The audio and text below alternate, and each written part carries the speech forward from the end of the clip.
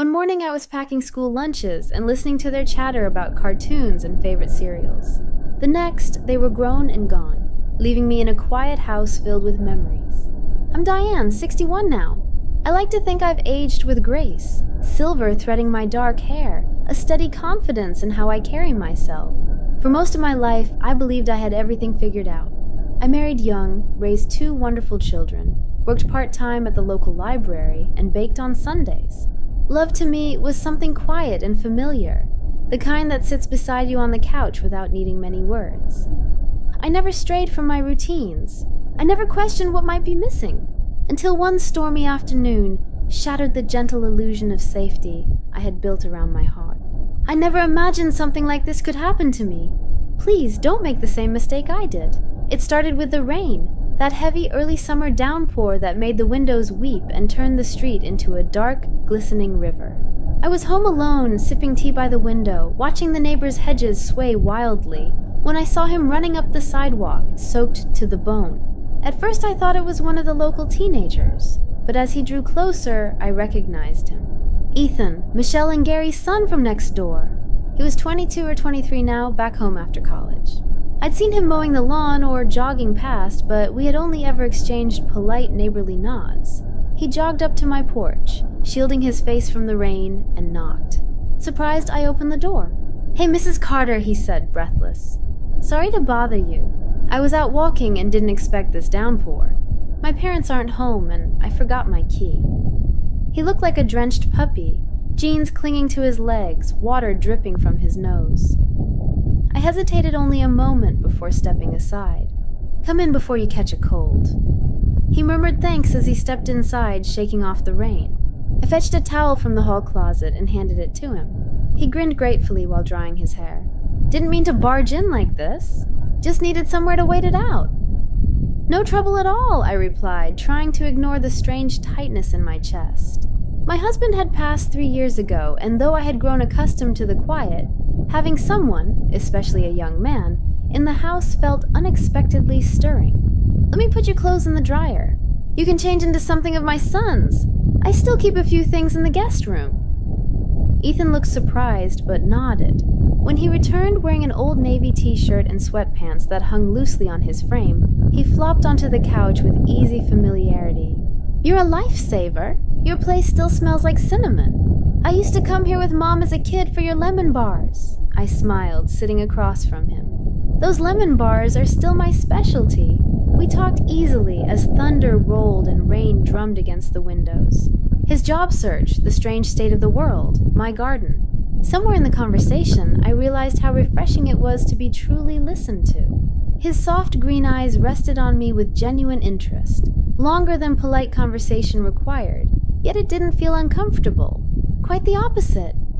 "I'm sorry if I'm overstaying," he said eventually, glancing at the darkened window. "The rain isn't letting up." "You're welcome to stay for dinner," I offered quickly. "It's just me here, and I made too much soup." His face brightened. "That sounds wonderful!" We shared potato leek soup and buttered toast at the table. I found myself laughing more freely than I had in months. He was funny in a gentle, self-deprecating way, thoughtful and kind. Afterward, we moved to the living room. The lights were low, casting a warm, slow glow. He sat on the rug, back against the couch, legs stretched out. "Can I ask you something?" he said after a comfortable silence. "Of course." "Do you ever get lonely?" The question caught me off guard. "Yes," I admitted quietly, "more than I usually let on." He nodded, looking away. "Me too." The silence that followed felt full, charged with things left unspoken. The space between us was small, yet it hummed with quiet understanding. I noticed the way his fingers absently traced the hem of his shirt, the slight tension in his jaw as though he were holding back deeper thoughts. "I used to see you in the yard," he said suddenly. "You always looked so peaceful." The compliment landed softly, warming a place inside me I had long kept closed. Compliments had become rare in my quiet widowhood. I stood to clear the dishes, suddenly flustered. He followed me to the kitchen. We worked side by side, washing and drying, our arms brushing once, twice. The third time, neither of us moved away. When I looked up, he was already watching me. The moment hung suspended, a breath filled with the weight of loneliness, the warmth of human nearness, and the quiet reminder that I could still feel like a woman, not only a mother or widow. Then I stepped back.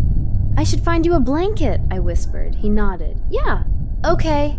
The moment passed, but it lingered like the scent of rain through the screen door.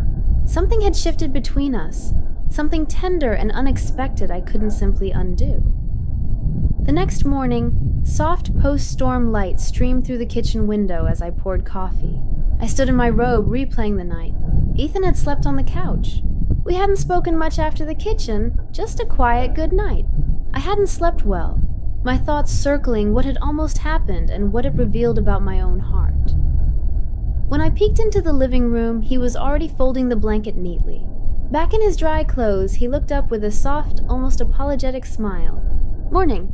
Hope I didn't snore." "You didn't," I replied, tucking my hair behind my ear. "You were a quiet guest." He moved toward the door. "Thanks for everything. I really didn't mean to make things weird." "It wasn't weird," I said a little too quickly. "Just unexpected." "Me too." We stood in that gentle silence again, unsure how to end something that had barely begun. Then he reached for the door. "I'll let you get back to your day." "Ethan," I called softly. He turned. "Anytime you need to stop by, rain or not, my door is open." His smile this time was warmer, grateful. "Thanks, Diane." After he left, I stood holding my mug, the echo of his footsteps fading. The rest of the day passed in a quiet, reflective haze. Something new and tender had brushed against my carefully ordered life, a reminder that connection can arrive unexpectedly, stirring the heart even after years of gentle solitude.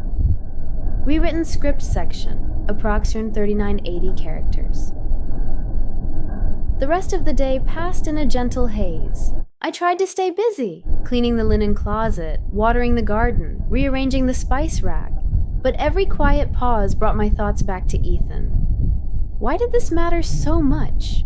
Why did it feel as though something long sealed inside me had cracked open, like a window I hadn't realized had been shut for years? That evening I sat on the porch. The air was warm, the trees still dripping softly from the storm, my paperback forgotten on my lap. I must have been lost in thought because I didn't hear him approach. "Hey," he said softly. I looked up. There he was, hands in his pockets, hair still slightly damp from a shower. "You came back," I said, surprised by the quiet happiness in my voice. "Didn't think you'd mind." "I don't." He sat beside me, not too close, but close enough. "Sorry again about yesterday. I don't usually... whatever that was." "I know," I replied gently. "Me neither." We sat in comfortable silence, watching the world ease into dusk. The porch light flickered on, bathing us in soft gold. "I've been feeling kinda lost lately," he admitted, eyes on the horizon. "Moving back home? It's like I'm caught between being a kid and being a man. I don't really know where I fit anymore," I turned to him. "I know that feeling more than you might think." His eyes met mine, and for a moment the years between us didn't feel so vast. We were simply two people trying to find our place in the world again. "I miss talking like this," I said. "I didn't realize how much I missed being truly seen." "You're easy to talk to," he replied. "And I do see you. Really?" The words washed over me like a warm wave. I swallowed, throat tight. "Can I ask you something, Diane?" "Of course, that moment in the kitchen. Did you feel it too?" My breath caught. I looked down at my hands, then back at him. "Yes, I did." He exhaled, as if releasing something heavy. "Okay, I just needed to know I wasn't imagining it." "You weren't." The silence that followed felt different now, filled with quiet permission, a mutual understanding that something real had shifted between us. "I should probably go," he said eventually. "Standing slowly. You don't have to," I replied. Surprising myself. He paused, searching my face. "I want to stay, but only if you want that too." I stood, facing him fully. The porch light cast a gentle glow across his features. For the first time in years, I felt something stir inside me, something alive and hopeful. "I don't know what this is," I whispered, "but I'm not ready to close the door on it," he nodded, and neither of us did. The next time Ethan came over, the sky was clear and the air carried that peaceful, late spring stillness. I was tending the hydrangeas in the front yard, hands deep in the soil, when I heard his footsteps. "Need a hand?" he asked, already crouching beside me. We worked quietly at first. He took a trowel and helped replant a sagging stem. I showed him how to gently loosen the roots. Two people from different generations kneeling in the same earth. It felt surprisingly natural. Later, we sat on the porch with glasses of lemon water, sweat cooling on our skin. He leaned back. "This feels right," I nodded. "It does." There was still no easy label for what we were becoming. We didn't force one. There were unspoken boundaries we both sensed and respected, allowing us to move slowly, carefully, with care. That evening, I invited him for dinner. I made roast chicken, mashed potatoes, and green beans sautéed with garlic. He helped set the table, humming softly. We ate and talked like old friends, laughing at times, falling into warm, comfortable silences at others. Afterward, he wandered to my old record player and flipped through my vinyl collection. He grinned when he found one. Fleetwood Mac, I smiled. Stevie Nicks always makes everything feel more complicated and beautiful at once. He placed the record on and dropped the needle. The familiar crackle gave way to music that filled the room. He held out his hand. I stared at it for a heartbeat. It had been years, decades perhaps, since anyone had asked me to dance. My heart quickened as I stood and let him guide me to the center of the living room. The furniture faded into the background. All that remained was the music and the gentle warmth of his hand on my waist. We swayed slowly. I rested my cheek lightly against his chest, eyes closed, breathing in the quiet moment. "I don't want this to end," he murmured. "Neither do I." When the song faded, we didn't pull away immediately. Our embrace softened, but our hands stayed linked. I looked up at him. "What are we doing, Ethan?" He searched my eyes. "I don't know, but it feels honest." It did. Unexplainable perhaps, but honest. We moved to the couch, sitting close, knees touching. His fingers brushed mine. "I didn't pull away. I've spent so many years trying not to feel anything," I said quietly. "Trying to be content with being alone. I didn't think I could want this again." "You can," he replied gently. "You do." My heart raced. It was fast, unexpected, and strange, but it was also real. No pretending, just the raw truth of longing for connection after years of quiet. He leaned forward, a question in his eyes. I answered not with words, but with a tender kiss. It was soft, unhurried, a quiet acknowledgement of everything building between us. When we drew back, his forehead rested against mine, both of us breathless. "Diane," he whispered, "I'll never do anything you don't want." "I know," I replied. "That's why I'm not afraid." We didn't go further that night. We simply sat together, hands laced, hearts open. He stayed on the couch again, but the air between us now carried warmth and understanding. As I lay in bed later, I felt calm. Something real had begun, and I no longer wanted to run from it. The days that followed unfolded gently, like waking slowly from a long sleep. Ethan didn't come over every day, but when he did, my world felt softer, more alive. One afternoon, I sat on the back porch with a glass of wine as the late sun painted golden streaks across the lawn. The side gate creaked open. He'd learned he didn't need to knock. He carried a small box. "A little surprise," he said, setting it down. Inside was an old Polaroid camera and a fresh film cartridge. "If we're making memories, maybe we should keep some." I laughed, deeply touched. "You really are something special." He raised the camera. "Say that again, but slower." I rolled my eyes, but smiled. Click. The photo slid out. As it developed, I saw myself. Hair a little messy from the breeze, smiling more freely than I had in years. Later, we sat on the grass as fireflies began their quiet dance. He lay on his back, hands behind his head. I traced patterns on my knee. "You ever wonder what people would say about us?" I asked softly. "All the time," he admitted. "But no one else is living this life for us." I looked at him, at the calm steadiness in his eyes, the wisdom beneath his youth. He wasn't here for fleeting excitement. He saw me and he stayed. "I'm not naive," I said. "This won't be simple." "No," he agreed, sitting up. "But it can be honest, beautiful, and worth it." I didn't answer with words. I reached for his hand instead. "I'm tired of waiting for perfect." "I've waited long enough." He drew me gently closer. I rested against his chest, listening to the steady rhythm of his hop.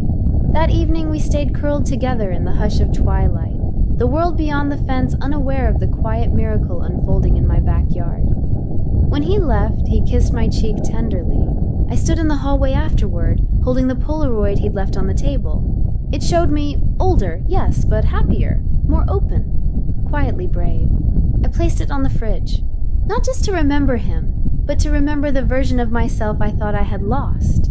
That's what real connection can do. Even when it arrives in an unexpected form, it reminds us who we were before the long silence, and who we still have the chance to become. I don't know what the future holds for Ethan and me, but for the first time in years, I'm not afraid to find out.